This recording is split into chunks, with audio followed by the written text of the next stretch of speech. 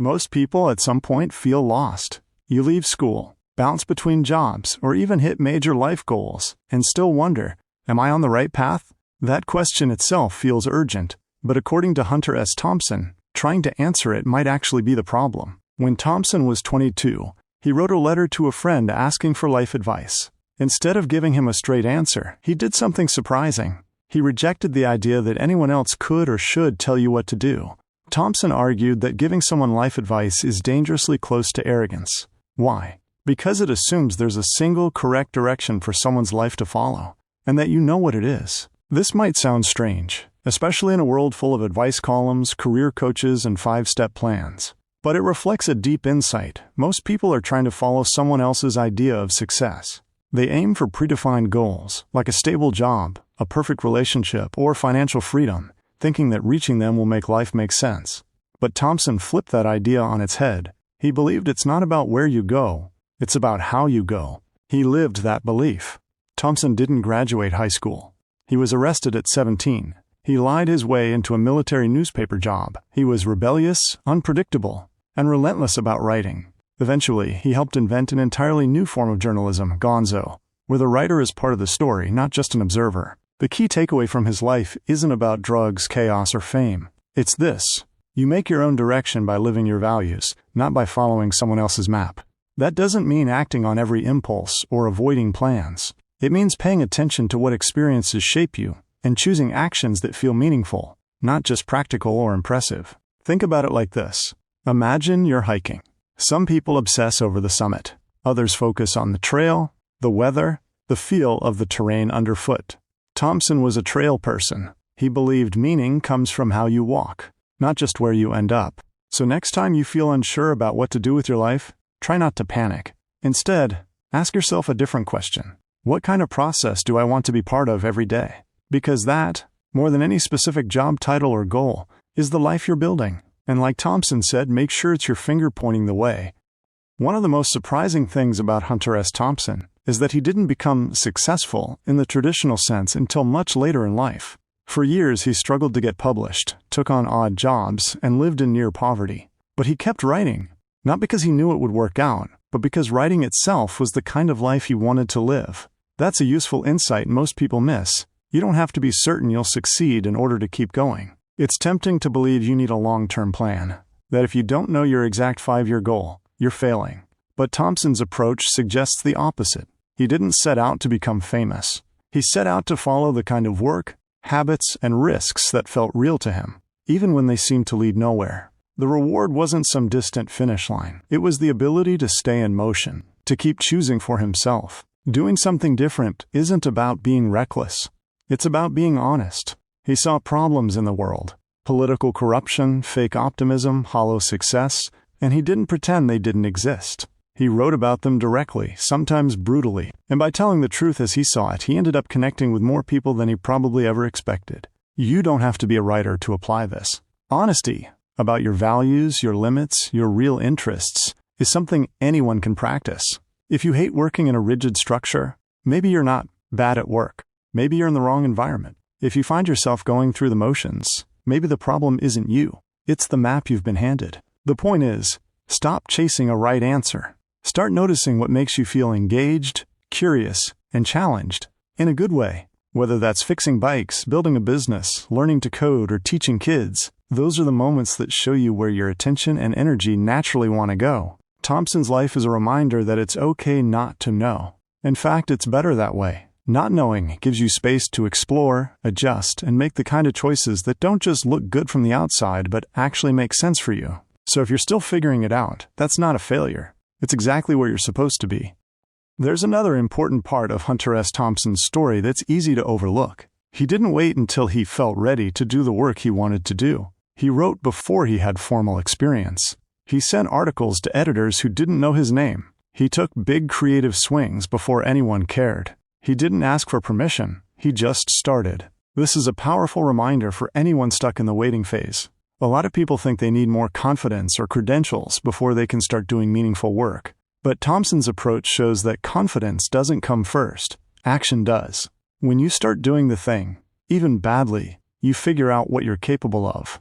That's how skill and confidence are built. not through planning, but through momentum. The version of success we often chase is full of traps. Thompson became famous, yes, but fame brought problems too. He said at one point that the myth of Hunter S. Thompson got in the way of the real person. His image became bigger than his voice. That can happen in any career. You aim for recognition, and once you get it, you realize it's not what you thought it would be. This points to a deeper idea. You have to define success for yourself before the world does it for you. If you don't, you risk spending years climbing a ladder that leads to a place you didn't actually want to be. For Thompson, success wasn't about approval or wealth. It was about freedom, creative freedom, personal freedom, and the ability to follow his own instincts, even when they led to difficult places. Change is constant. Thompson didn't stay one version of himself. He evolved. From a sports writer to a cultural critic, from a broke freelancer to a best-selling author. And even at the peak of his career, he questioned what it all meant. This challenges the idea that once you figure it out, you're set for life. The truth is, you'll probably have to figure it out more than once. So instead of asking, what should I do with my life? A better question might be, what kind of problems am I willing to face? What process am I willing to repeat? Because your life isn't made from big, perfect decisions. It's made from the small, consistent choices you make every day. What you pay attention to, what you say yes or no to, what you care about enough to keep showing up for. That's the real path. And like Thompson showed us, the only person qualified to walk it is you. Hunter S. Thompson didn't have a long-term plan. He just followed what he found interesting and meaningful at the time, and adapted as he went. That's not laziness. That's a strategy. One that actually works better than obsessively planning the next 10 years. Why? Because life changes too fast. Industries change. You change. What feels right at 22 might feel wrong at 32. So instead of clinging to a fixed path, it's smarter to build flexibility into your approach. Thompson didn't know his work would create a new genre. He just followed the writing style that felt the most honest, even if it didn't match what others were doing. That leads to another insight. Doing things differently often looks like failure at first. Thompson was fired, rejected, and misunderstood plenty of times.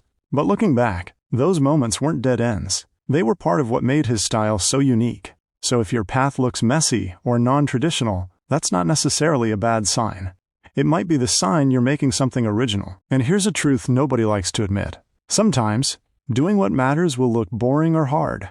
Thompson spent a year living with a motorcycle gang. Not exactly glamorous. He edited and rewrote obsessively. He worked odd hours, sometimes writing through the night. But he kept going because the work matched something deeper in him. His desire to understand, to tell the truth, to push boundaries. Meaningful work isn't always fun, but it usually feels worth doing. If you can find something that gives you that feeling of being tired but satisfied or challenged but engaged, you're onto something, even if the results don't come right away. Thompson's story reminds us not to compare too much. He didn't try to write like Hemingway or report like traditional journalists. He figured out what only he could do and leaned into that. In today's world, it's easy to scroll through people's lives online and feel behind. But real progress is quiet. It happens when you stop chasing someone else's timeline and build your own rhythm. So don't wait for the perfect plan. Don't look for the right path. Instead, start with what you care about. Learn as you go. Let your path unfold through action, not theory. That's not drifting. It's direction, built one honest step at a time. One of the most useful things to learn from Hunter S. Thompson is that clarity often comes after action, not before it. Most people wait for a sign, a feeling, or a plan to click before they start moving. But that moment rarely comes. Thompson didn't figure everything out and then begin. He began, adjusted constantly, and figured things out along the way. That's how most meaningful careers and lives actually work. You don't need to know everything before you start. You just need to start something real. Test the job. Try the project. Learn by doing. It's like trying on clothes before you buy them. You won't know what fits until you're actually in it. It's okay to pivot. Thompson went from crime to the military, from freelancing to literature, from observer to participant. He didn't treat each stage of his life as final, just as part of the process. Too many people stay stuck because they think changing direction means they failed. But in reality, changing direction often means you're paying attention. And if you've ever felt overwhelmed by options or frozen by pressure to get it right, take this as reassurance. No one really knows what they're doing all the time. Most people are figuring it out piece by piece, even the ones who look confident on the outside. The difference is, some people keep going, and some wait too long. So here's a set of questions worth asking regularly. What small step feels worth doing this week? Not forever, just right now. What parts of my day feel like they pull me in instead of push me down? Am I trying to follow someone else's story or actually writing my own? Hunter S. Thompson didn't offer a roadmap. He offered a reminder. Don't wait for someone to give you your path. Make your own, step by step, decision by decision. His life was chaotic, flawed, and full of wrong turns, but it was his, and that made all the difference. You don't need a perfect answer to move forward. You just need to care enough to try, and bold enough to keep adjusting. That's not lost. That's living. Your identity doesn't have to be fixed. He refused to box himself into one version of who he was. He could be a journalist, a novelist, a political commentator, a wild character, and still be someone who cared deeply about truth and fairness. In a world that pushes people to pick a lane, his life shows that it's okay, even necessary, to change, to expand, to outgrow old versions of yourself. That might sound messy, but in real life, it's how people grow. You start off wanting one thing, then experience teaches you otherwise. That's not inconsistency, it's learning. And if you resist that process, you stay stuck, pretending to be someone you no longer are.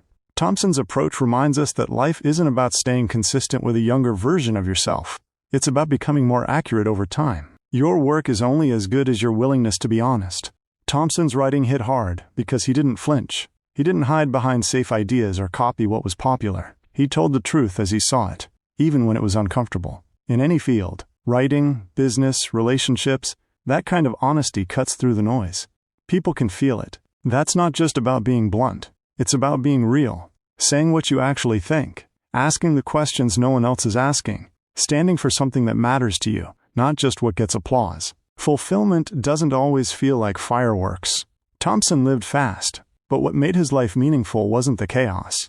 It was the drive behind it. He wanted to understand the world. He wanted to challenge it. He wanted to create something only he could create. That's what gave all the wildness some kind of direction. Most people don't need to live like Thompson, but the principle underneath his choices is universal. Meaning comes from choosing your path with intention, even if it's uncertain, unpopular, or unfinished. So if you're still unsure, still searching, that's not failure. That's proof you're still paying attention. The goal isn't to have all the answers. The goal is to keep asking better questions and to move forward with your own hand on the wheel. You don't need passion to start. You need curiosity and a willingness to try. Passion is often the result of doing something well over time, not the fuel that gets you going on day one.